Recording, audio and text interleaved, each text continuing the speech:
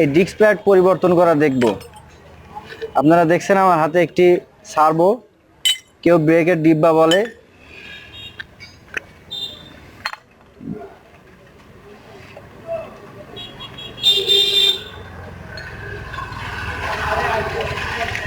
এই ক্যালিভারটি double piston বিশিষ্ট।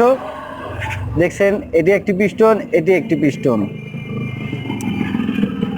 আমরা যেহেতু নতুন প্যাড এখানে ইনস্টল করব, সেক্ষেত্রে পিস্টন দুইটাকে একটু দাবিয়ে নিতে হবে।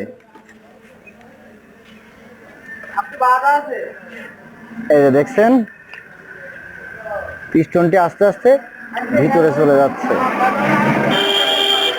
এই সমস্যা কেন হয়েছে? এই যে প্যাড দুইটা দেখছেন, এটা অতিরিক্ত ক্ষয় হয়ে গেছে। আমাদের হাতে নতুন দুইটা প্যাড আছে, এই এতটুকু ডিস্টেন্স, এই কারণে এই প্যাড দুটো পরিবর্তন করা হলো।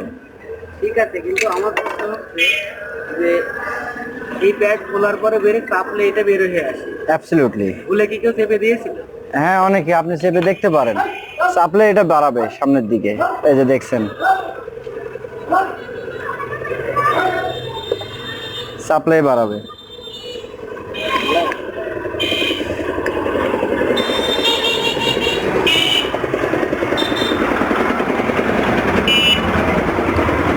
কি গাড়ির তো চেঞ্জ করতে সেটি বলো।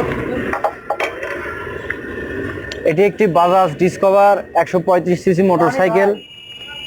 এর ইঞ্জিন ইলেকট্রিসিটি, ডিটিএসআই, সিরিয়াই সিস্টেম, কার্বোরেটর ইঞ্জিন। এটি 2 প্লাগ বিশিষ্ট একটি মোটরসাইকেল, দ্বিচক্র যান।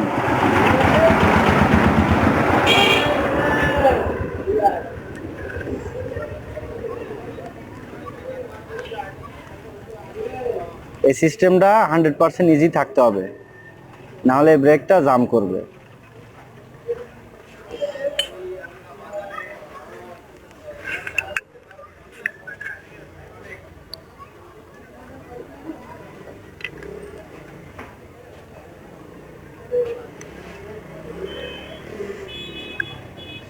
এটা তো নাই আবার